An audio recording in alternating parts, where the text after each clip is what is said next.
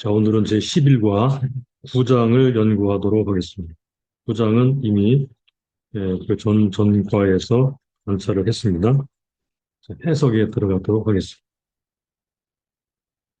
교재를 펴시고 교재 1번을 보겠습니다. 9장 1절부터 8절. 9장 1절부터 8절은 중풍병자를 고치는 이야기입니다. 교재를 중심으로 이렇게 생각해 보겠습니다. 예수님은 서기관들의 악한 생각을 하시고 악한 생각을 하시고 내 죄사함을 받았느니라 하는 말과 일어나 걸어가라 하는 말이 어느 것이 쉽겠느냐라고 말씀을 하셨습니다. 자, 어떤 것이 더 쉽고 그것이 왜 더 쉬운지 약간 생각해 보겠습니다. 여기 악한 생각은 어떤 걸 말하는가 하면 먼저 예수님이 내 죄사함 받았느니라 이렇게 말씀하신 다음에 3절에서 어떤 서기관들이 속으로 이르되 이 사람이 참남하도다 이렇게 말을 했죠. 참남하도다.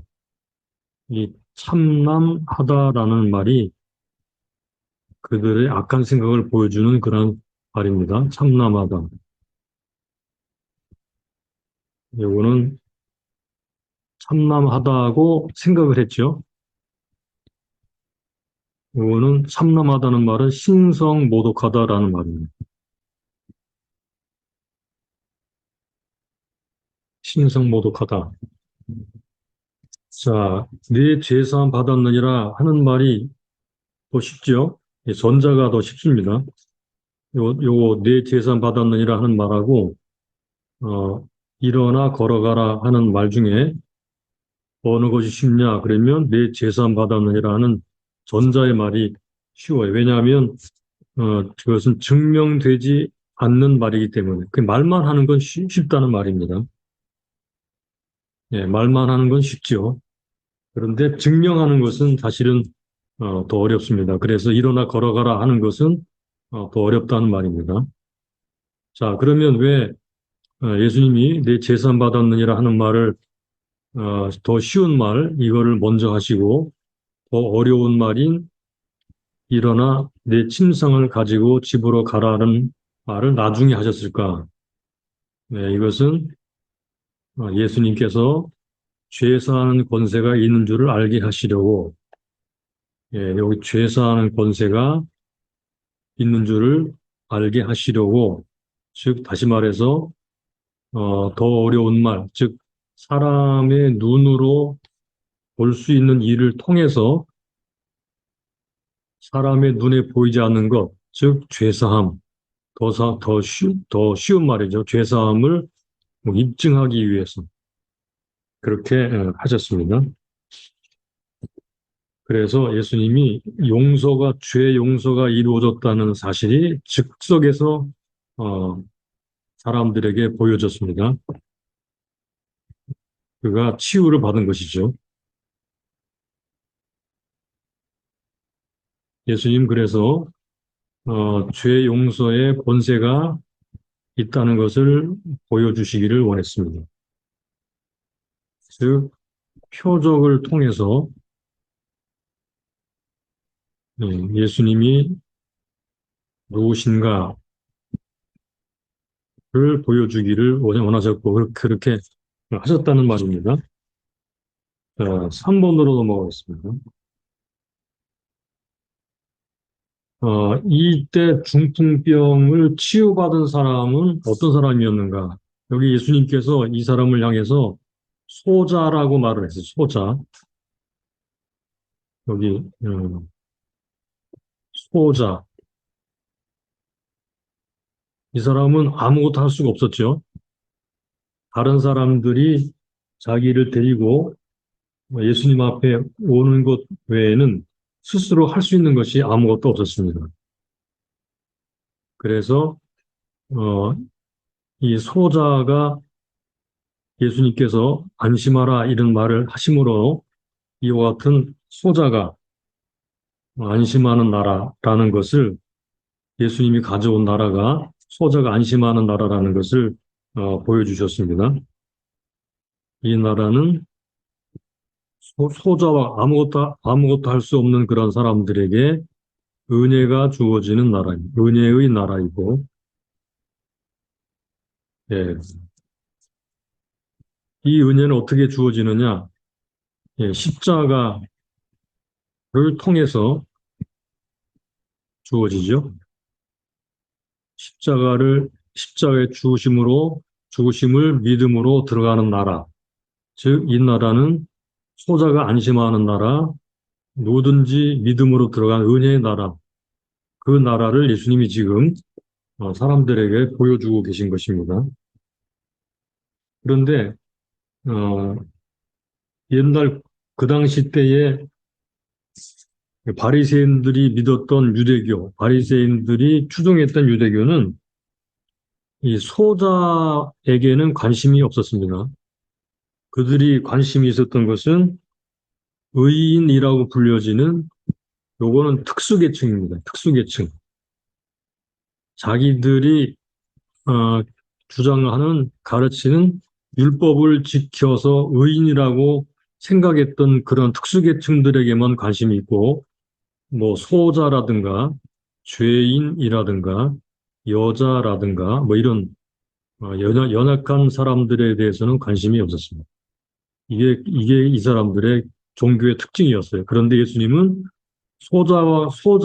소자에게 관심을 가지시고 십자가의 죽으심으로 말미암아 당신을 따르는 모든 사람들에게 은혜를 베푸시는 그러한 나라를 가져온 분이십니다. 자, 네 번째 문제로 들어갈까요? 죄와 질병과의 관계.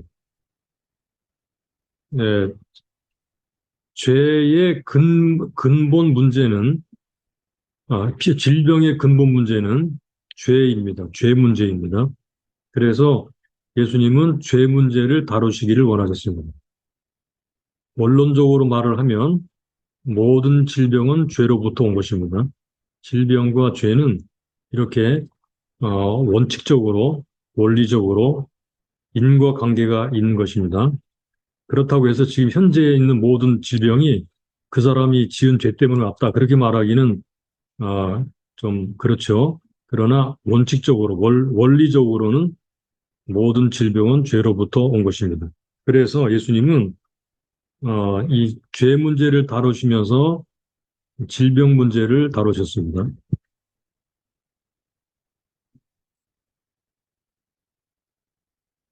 죄와 질병을 인과관계로 이해하고 있었던 것이 그 당시 배경이었고요. 예수님은 이 질병의 육체의 치유보다 훨씬 중요한 것이 죄 문제라는 것을 가르치시고 계십니다. 죄 문제를 해결하는 것이 질병을 치유하는 것보다 우선된다라는 것이 바로 앞달락에서도 보여주고 있고 지금도 보여주고 있는 그런 문제입니다. 자, 그러면 9장 9절부터 13절로 넘어갈까요? 5번으로 가겠습니다. 9장 9절부터 13절. 자, 예수님이 이제 세리와 죄인들과 앉아서 음식을 먹는 이야기가 나오죠. 시간상 본문을 다 읽지는 않겠습니다. 9장 9절부터 13절 이야기는 네, 마태라고 하는 사람이 세관에 앉았을 때 예수님 마태를 부르시고 그리고 마태의 집에서 음식을 세리와 죄인들과 함께 잡수실 때 바리새인들이 그들에게 왜 세리와 죄인과 함께 잡수시느냐라고 말하니까 예수님께서 건강한 자에게는 의논에 쓸데없고 병든 자에게라야 쓸데있다. 이렇게 말씀하시는 이야기가 본문입니다.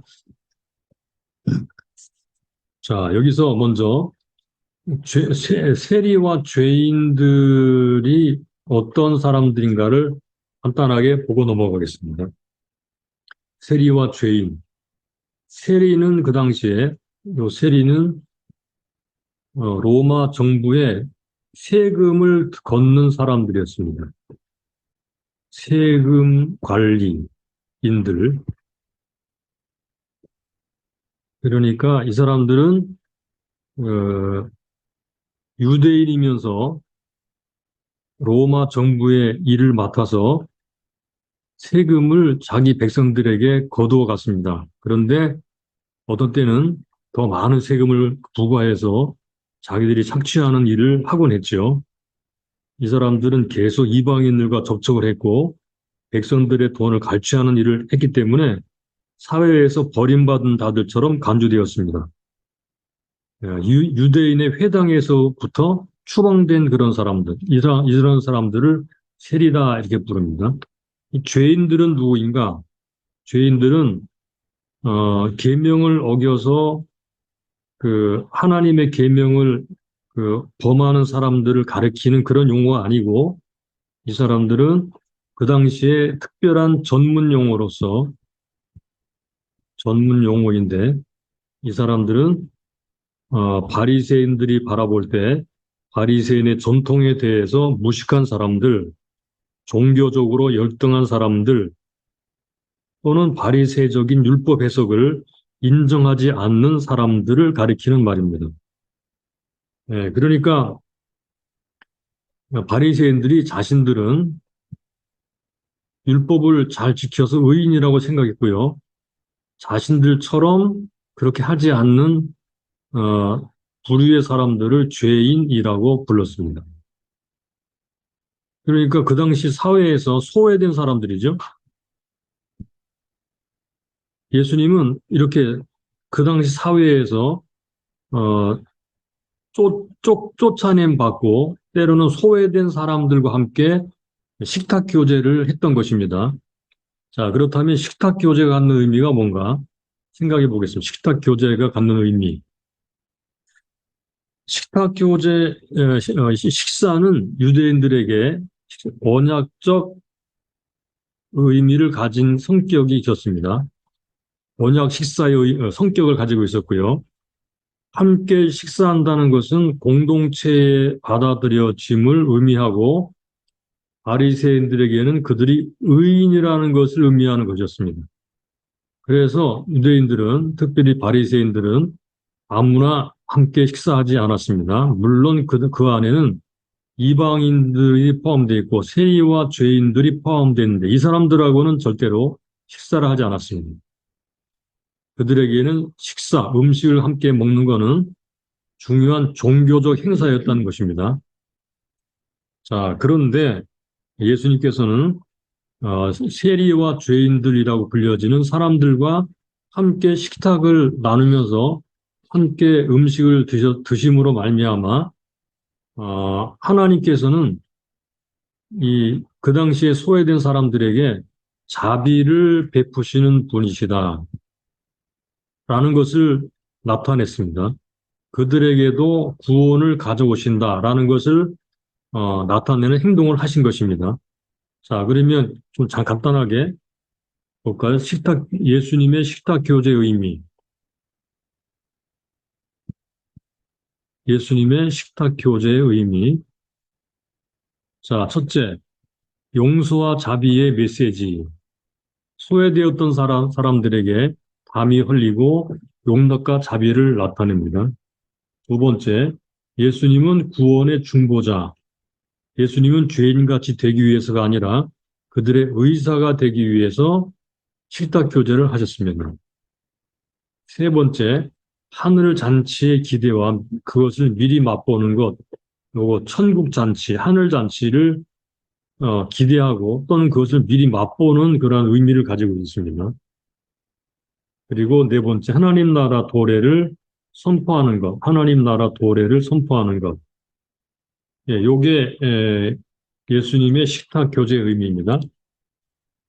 그냥 간단하게 이렇게 알아두시면 좋겠어요. 자, 그 다음에 괄호 3번으로 넘어갈까요? 12절로 13절에서는 건강한 자라는 말이 나오거든요. 건강한 자. 건강한 자에게는 의원이 쓸데없고 병든 자에게라야 쓸데있다 이렇게 말씀했죠. 그래서 건강한 자는 누구고 병든 자는 누구인가? 자, 건강한 자는 의인이에요, 의인. 즉, 이것은 스스로 자신이 의인이다라고 생각했던 사람들을 말하는 거죠. 병든 자는 죄인을 가리켜 말합니다. 그 당시에 소외되고 받아들여지지 않았던 그런 사람들을 말하는 거예요. 자, 예수님은 네 번째, 가론 문제, 네 번째. 내가 의인을 부르러 온 것이 아니요 죄인을 부르러 왔노라 이렇게 말씀하셨거든요. 그러니까 어, 이것은 세상에서 예수님의 구원을 받을 필요가 없는 의인이 있다는 말이 아닙니다. 바리새인들은 자신들을 의인이라고 생각했거든요. 그러니까 세리와 죄인들의 그룹과 요게 한 그룹이에요. 의인들의 그룹을 염두에 두고 말씀하신 것이다. 이 사람들은 자신들이 스스로 죄인이라고 생각했습니다. 그래서 자기들은 소외되었고 자기들은 구원받지 못하는 그런 죄인들이라고 생각했고 이 사람들은 스스로 자신들은 구원받은 자들이고 의로운 사람들이라고 생각했어요. 이런 사람들은 예수님께 나오질 않았습니다. 이런 사람들은 예수님께 나왔습니다. 이런 사람들을 예수님이 부르러 왔다. 이런 사람들을 고친다 이렇게 말씀하신 거예요. 그래서 예수님은 6번에 가면 자신을 누구에 비유하셨나요? 누구에 비유하셨나요? 자신을 의사에 비유하셨어요. 예수님이 오신 목적이 무엇인가요? 바로 이 의사가 되신 예수님이 죄인들을 부르시고 치유하시기 오셨다라고 말씀하셨죠. 네, 이것이 구원이죠.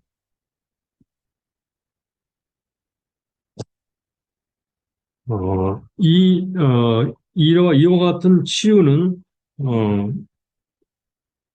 어떻게 일어나는가? 예수님의 치료 방법은 죄인들을 부르시고 용서하시고 교제하시고 긍휼을 베푸심으로 그들을 치료를 하십니다.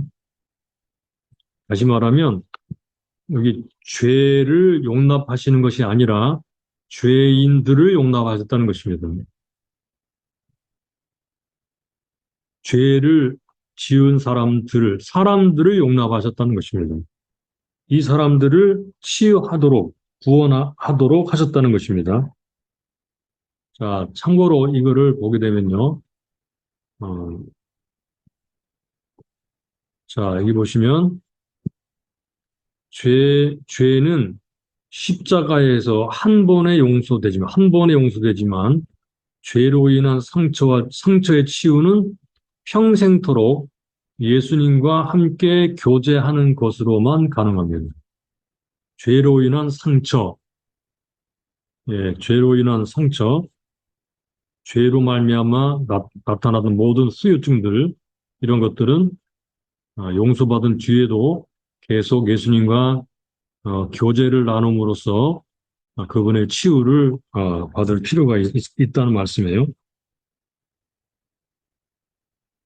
자, 7번으로 가보겠습니다. 이 단락에는 등장인물들이 크게 두 부류의 사람들이 나눠져 있죠. 두 부류 사람들. 하나는 바리새인 그룹과 또 하나는 죄인들의 그룹입니다. 죄인들이 누군지 말씀드린 거 이해하시죠?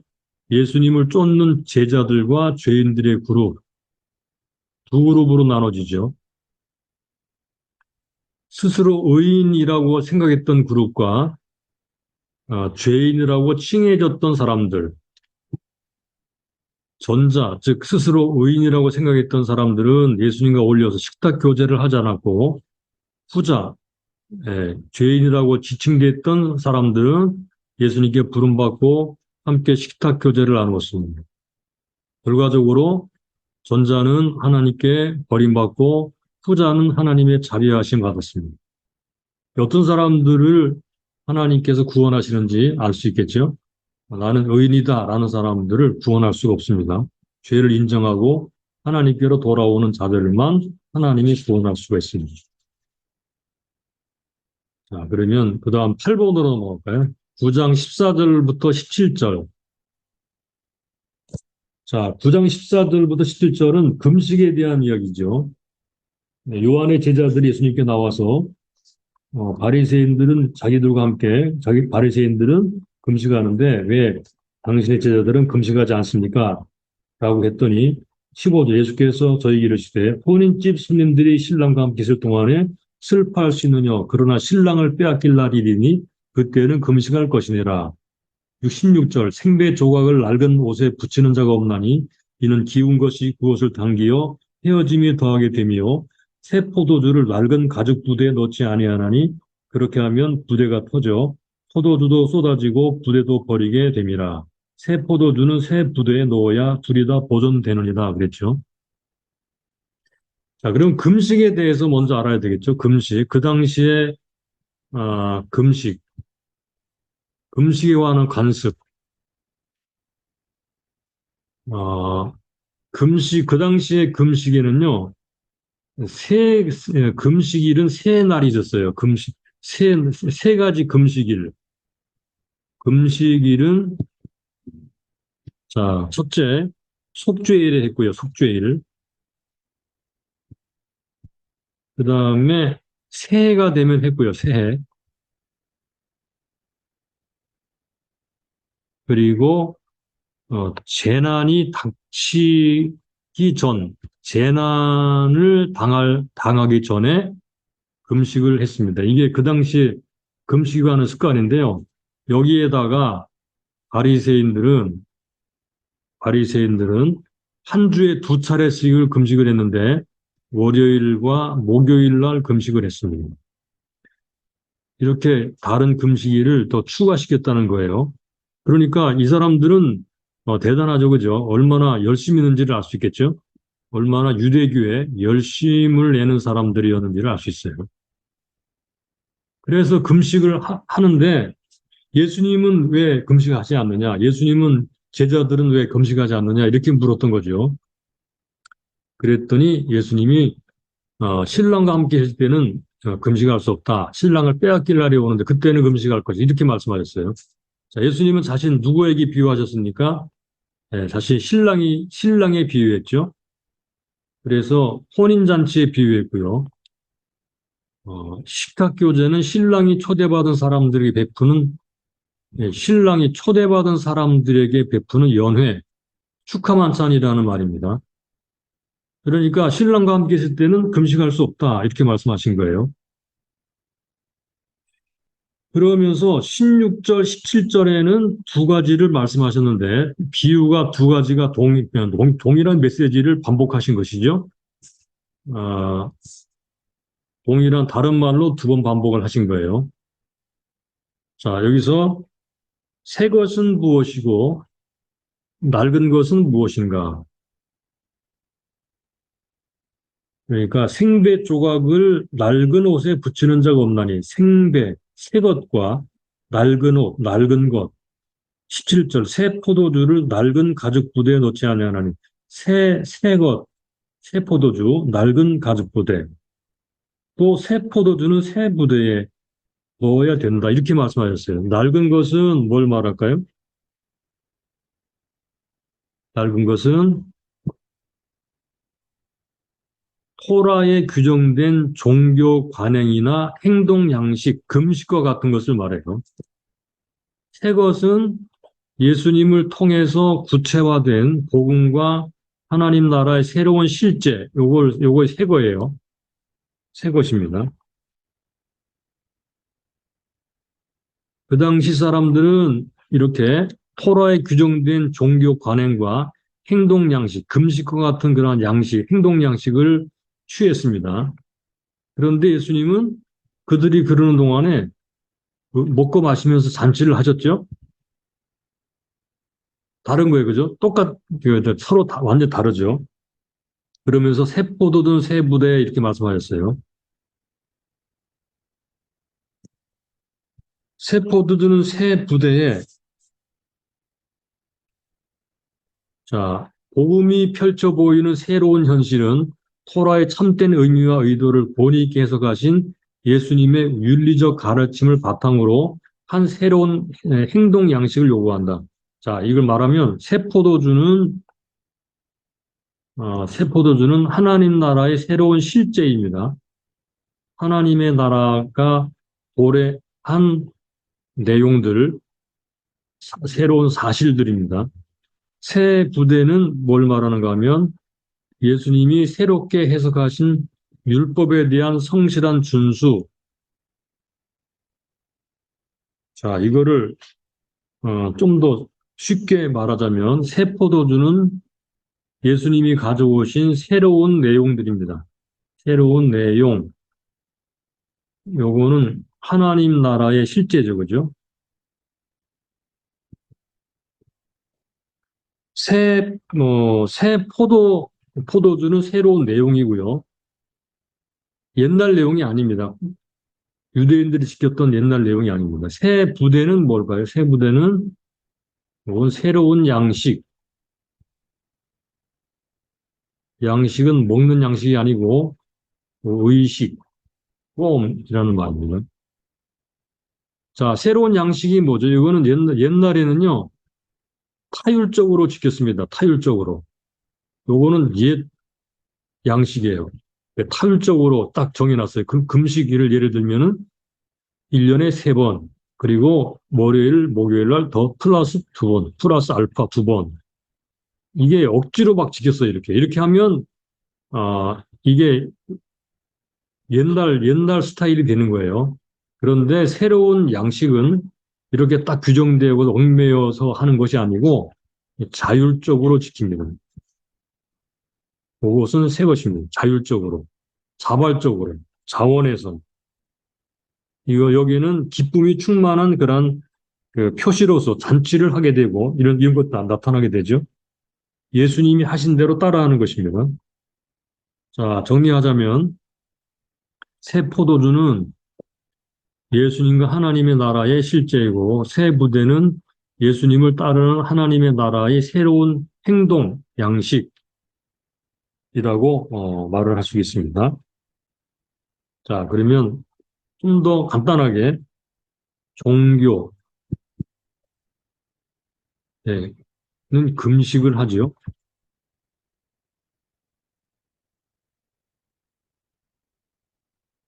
그런데 어, 실제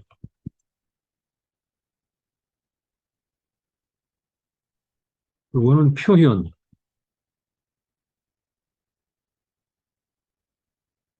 그러니까 이건 새 포도주, 그거는 새 부대입니다.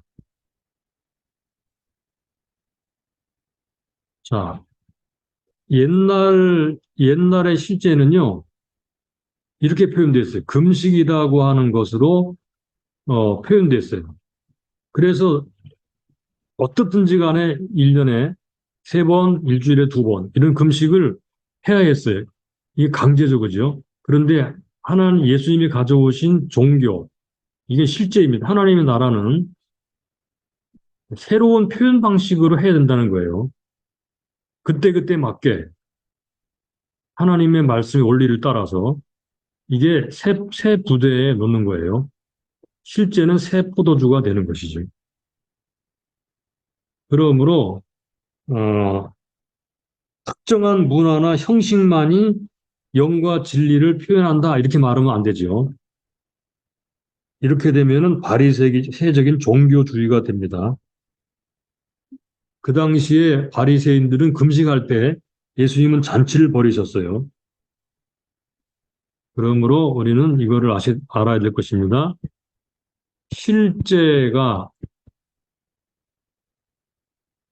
실제가 형식, 표현, 형식을 규제한다.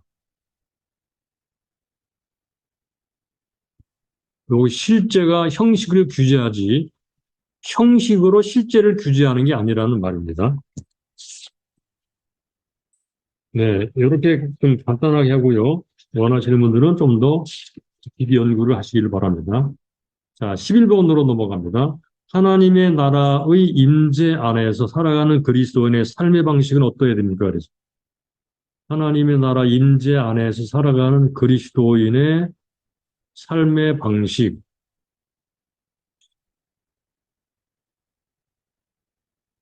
종교 관행을 따라 억지로 슬퍼하는 삶이 아니고 신랑과 함께 있는 신부처럼 기쁨의 삶이고 종교적 타율의 삶이 아니라, 이거 타율의 삶이 아니라 자율적 순종의 삶이다. 네, 요거를 신랑과 함께 있는 기쁨의 삶이며 타율이 아니고 자율이다. 아까도 말씀드린 것처럼 실제가 형식을 규제한다. 실제가 뭐예요? 예수 그리스도이시며 하나님의 나라이며, 그렇죠? 그러다 보니까 이게 기쁨으로 표현되기도 하고, 그렇죠? 자발적 자원하는 자율로 표현되기도 하고, 이렇게 해서 실제를 나타내는 거죠. 그러므로 새로운 삶의 방식은 마음에서 우러나오는 것입니다. 그래서 바리새인들이 종교와는 이제 완전히 다른 거죠. 그들은 마음에서 우러나오는 것이 아니고 강제로 했던 것입니다. 그러므로 그러므로 그리스도인의 금식은 어떠해야 되는가? 어떠해야 되죠? 이거는 타율적 슬픔의 표시가 아니고, 네, 주님을 깊이 체험하거나 자율적으로 주님을 더 잘 섬기려 하거나 하나님의 뜻을 이루기를 간절히 소원하거나 하는 목적에서 하는 것이 바로 금식입니다. 금식. 그래서 그리스도인에게 금식은 공로가 될 수 없고 그거는 은혜를 사모하는 것이고 그 자체가 은혜가 되는 것이죠. 자, 그러면 13번으로 넘어가서 지금까지 세 단락을 보았는데 1절로 8절, 9절로 13절, 14절로 17절. 간단히 이 세 개를 정리해 볼까요? 첫째, 죄사함이라는 주제가 나왔죠. 둘째, 죄인과의 교제, 식탁 교제. 그다음에 세 번째, 신랑과의 새로운 기쁨의 삶. 이 세 주제가 우리가 공부한 주제가 됩니다. 자, 그러면 그 다음 단락으로 넘어가겠습니다. 9장 18절로 26절. 자, 이 단락은 우리가 잘 아는 12회를 혈루증으로 앓던 여인의 치유 기적과 해당장 야이로의 죽은 딸을 살리신 기적 이야기입니다. 혈루증 여인과 해당장 야이로의 딸, 예, 불치의 병을 치유하고 죽은 자를 살리시는 이야기예요. 자, 이 두 이야기를 통해서 전하려고 한 핵심 메시지가 무엇일까요? 저자의 관심은 세세한 부분에 관심 있는 것보다도 예수님은 무엇을 하셨는가, 예수님은 누구신가에 있다는 것을 우리 염두에 두어야 될 것입니다. 그러니까 앞단락의 새 시대의 종말론적 축복과 사망의 생명을 가져오시는 분이 누구신가를 소개하고 있는데 이런 것을 기록함으로써 예수님은 말할 수 없는 인간의 비참함과 죽음에서 구원하시려 오신 메시아, 요거를 지금 말하려고 하는 거예요. 본문에는요, 구원하다라는 말이 3번 등장합니다. 자, 다시 예수님은 말할 수 없는 인간의 비참함과 죽음의 고통에서 구원하러 오신 메시아, 구원하러 오신 메시아이시다. 옛 시대는 죽음으로 끝나고 새 시대는 죽음에서 생명으로 나아간다라는 것을 보여주고 있죠. 자, 15번 넘어가면요. 직원, 즉 회당장과 12회를 혈루증을 하는 여자를 비교를 해볼까요? 여기 회당장, 직원과 이 여인을 비교를 해보겠습니다. 어떤 면에서 다른가? 자, 다른 점.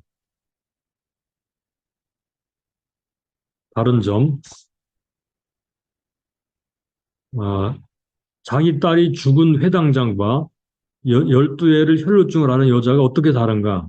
예, 본문을 읽어보게 되면요. 직원은 예수님 앞에 정면으로 대면하여 절하고 간청한다. 그죠? 오셔서 그 몸에 손을 얹으셔서 그리하면 살겠나이다. 이렇게 여기 정면으로 나옵니다. 그리고 정면으로 말씀합니다. 그런데 반면에, 자, 지고는 이렇게 했고요. 반면에 혈루증 앓던 여인은요, 부정한 여인이었어요. 그죠? 그래서 그녀는 예수님의 뒤로 와서 겉옷가를 만지면서 겉옷만 만져도 구원을 받겠다라고 말합니다. 여기 뒤로 왔다 그랬죠. 뒤로 왔다. 지고는 정면으로 왔고요. 이 혈루증 앓던 여인은 뒤로 왔습니다. 자, 그러면 이 두 사람이 가지고 있던 공통점이 뭘까요? 둘 다 예수님이 필요했다는 것입니다. 그러니까 어떤 위치, 어떤 성별, 를 가지고 있다 하더라도 그것이 죽음이든 불치병이든 상관없이 예수님께 나왔고 예수님이 필요했고 예수님께 구원을 받았다라는 것입니다.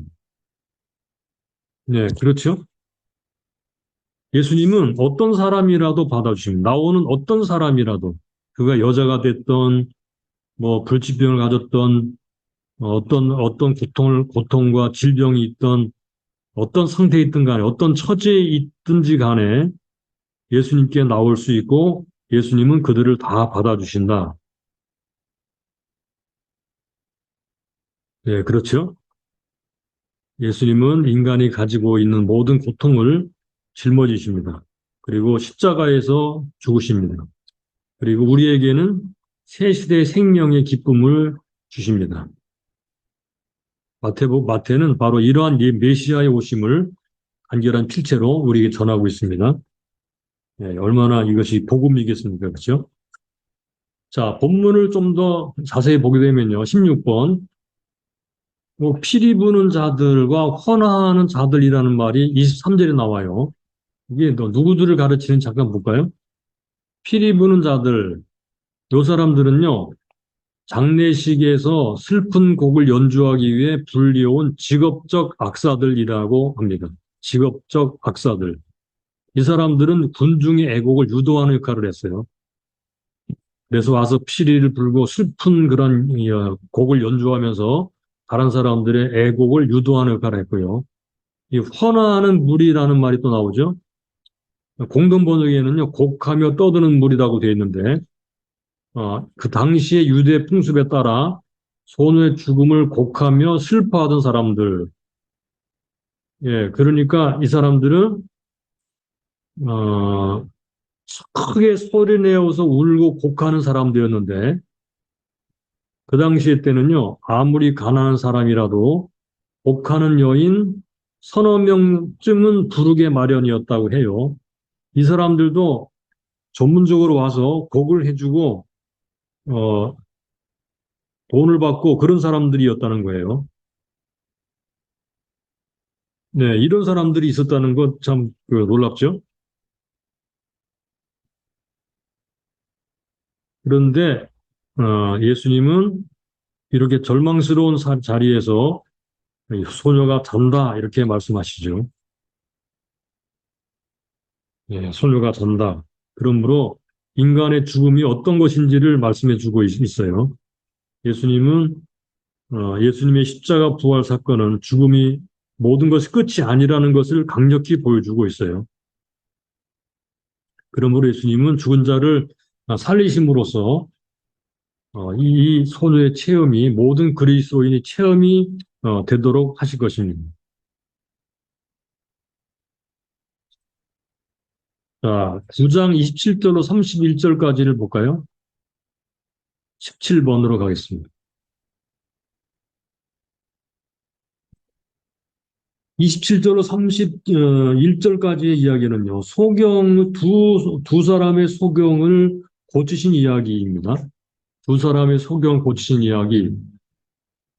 이 소경이 눈을 뜨게 되는 것은요, 메시아 시대 대망과 직결된 그런 사건입니다. 그래서 이사야 29장 18절, 35장 5, 6절, 42장 6, 7절을 보게 되면요, 그날에는 소경의 눈이 볼 것이며, 또 35장 5절에도 소경의 눈이 밝을 것이며, 42절 6절에도 소경의 눈을 밝히며 이렇게 소경이 눈 뜬다고 말합니다. 메시아 시대가 되면 소경이 눈을 뜬다. 예수님은 소경의 눈을 뜨게 하셨죠. 그러므로 메시아 예언이 성취되었다는 것을 말하고 있습니다. 소경들이 뭐라고 부르나요? 다윗의 자손, 이건 메시아를 가리키는 거죠. 메시아. 그래서 두 소경은 다윗의 자손이라고 부르죠. 그리고 퀴리의 주여라고 부릅니다. 소경들에게 예수님은 소경들에게 내가 능히 이 일을 할 줄 믿느냐 그랬더니 주여 그러하오이다 이렇게 말합니다. 그랬더니 예수님은 너희 믿음대로 되라 이렇게 말씀하시죠. 자, 그러면 이 사람들의 믿음의 내용이 뭐겠습니까? 믿음의 내용.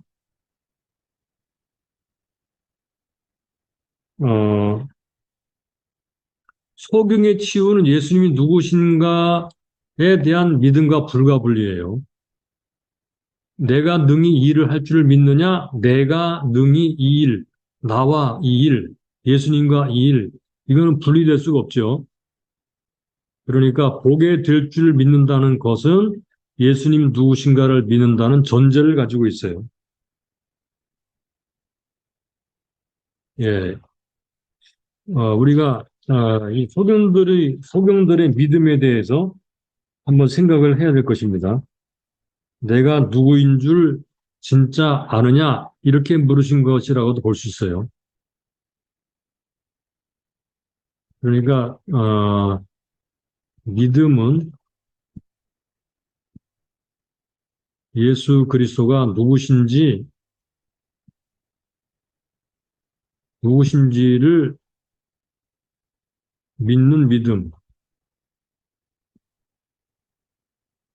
그분이 치유를 하실 것이라는 믿음. 두 가지가 포함된 믿음이에요. 병에만 관심이 있고, 즉 여기에만 관심이 있고, 예수 그리스도에게는 관심이 없는 그런 것은 아직 이 수준의 믿음에 올라오지 못한 것이라고 볼 수 있겠죠. 자, 20번으로 가보겠습니다. 예수님이 소경을 뜨게 하신 사건은 상당히 상징적 의미를 가지고 있다고 했습니다. 네, 아까 말씀드린 것처럼 메시아 시대가 도래했다는 걸 말하고 있는 거죠.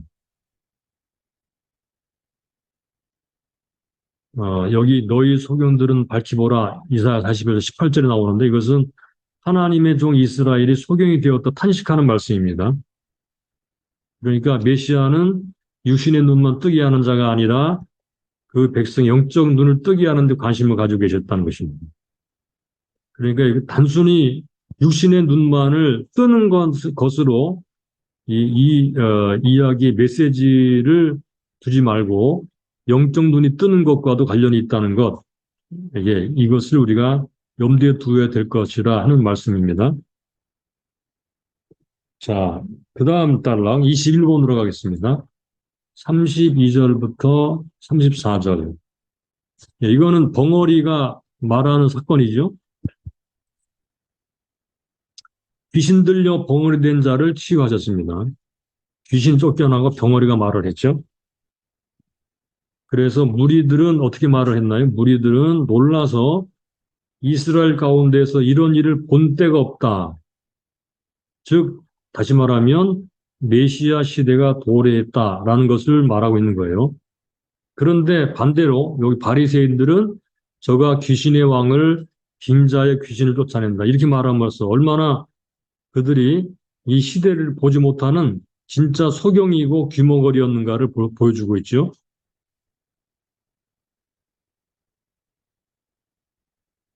그래서 이 두 소경을 고친 이야기하고 지금 본문에서 나오는 말 못하는 벙어리를 고친 이 두 사건은 어떻게 되는 거예요? 사탄의 나라가 붕괴하고 하나님의 나라가 도래했다. 이렇게 이스라엘이 고대했던 메시아가 바로 예수 그리스도시다라는 것을 보여주는 그런 극적인 사건이라고 보면 되겠습니다. 자, 이제 마지막 단락 보겠습니다. 35절로 38절, 35절로 36절에 나오는 예수님의 사역과 예수님의 마음을 기록하라 그랬어요. 예수님의 사역. 네, 우리가 이미 관찰할 때 말을 했는데, 첫째, 가르치다. 둘째, 천국 복음을 전파하다. 셋째, 모든 병과 약한 것을 고치다. 네, 가르치다, 전파하다, 가르치다, 전파하다, 고치다. 요거를 보통 우리가 예수님의 세 사역, 삼중 사역이라고도 말을 하죠. 삼중 사역. 이렇게 하시면서 예수님은 어떤 마음을 가지고 계셨는가? 여기 보니까 이렇게 말씀하고 있어요. 36절, 무리를 보시고 민망히 여기시니, 여기 민망히 여기다라는 말은요, 스플랑크 니조마이라는 말입니다. 스플랑크 니조마이. 요거는, 어, 마음에서부터 우러나오는 깊은 동정심이라는 말입니다. 깊은 곳에서 우러나오는 동정심을 말할 때 민망히 여기다라는 말을 써요. 목자 없는 양같이 고생하며 유리하는 무리를 민망히 여기셨어요. 이게 예수님의 마음이었어요. 그러니까 그 당시, 뭐, 그 당시나 지금이나 그렇죠. 인간의 영적 빈곤 상태가 얼마나 비참한 것인지를 보여주죠. 목자 없는 양의 이미지, 흩어지고 허덕이는 모습, 삶의 중심을 잃고 매일같이 반복되는 삶의 고생과 측은함. 예수님은 우리를 그렇게 바라보셨습니다. 측은하게 바라보, 민망히 여기셨습니다. 예수님의 마음이었습니다. 이들을 구원하는 것이 예수님의 마음이었고 목적이었습니다.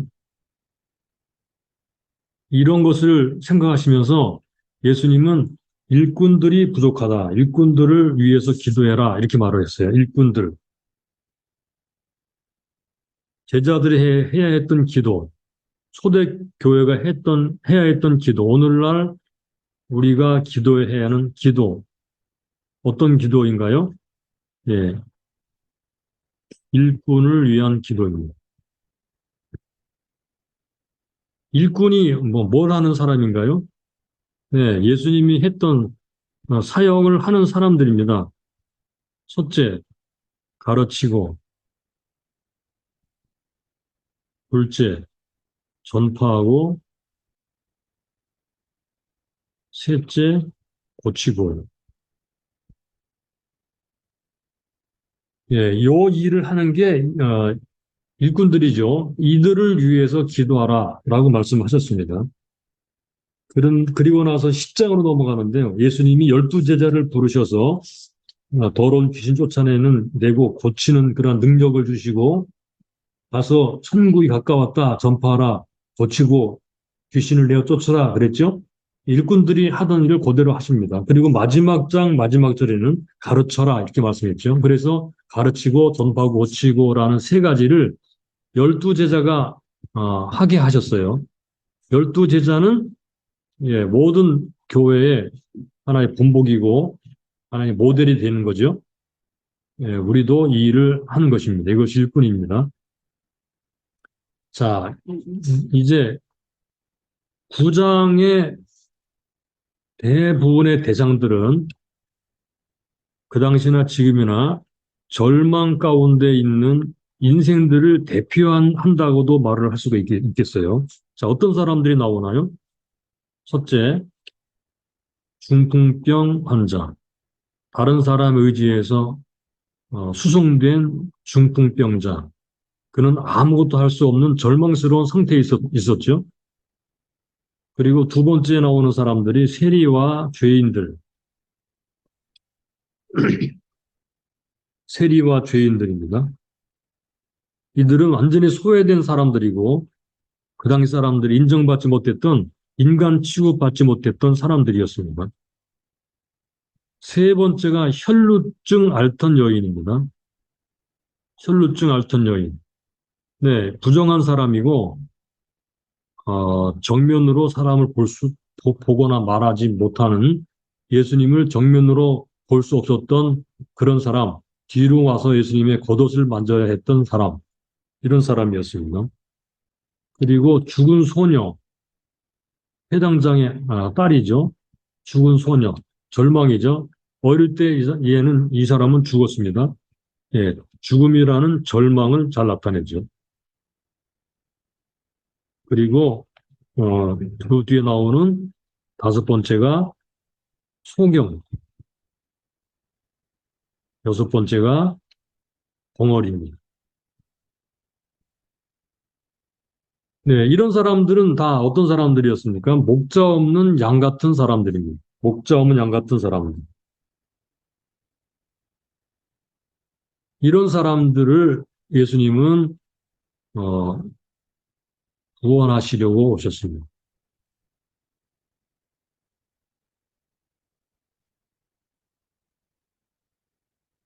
이 일을 구원하는 일로서 예수님은 세 가지를 하셨습니다. 이미 우리가 반복해서 말씀하는 것처럼 그들을 가르치셨습니다. 그들에게 복음을 전파하셨습니다. 그들을 고치셨습니다. 그러므로 너희들도 제자들도 이 일을 하라고 하셨습니다. 그리고 부르시고 그들에게 이 일을 하기 위해서 능력도 주셨고요. 그리고 이 일을 위해서 기도하라고 하셨습니다. 이것이 오늘날도 우리가 해야 될 사역인 줄로 믿습니다.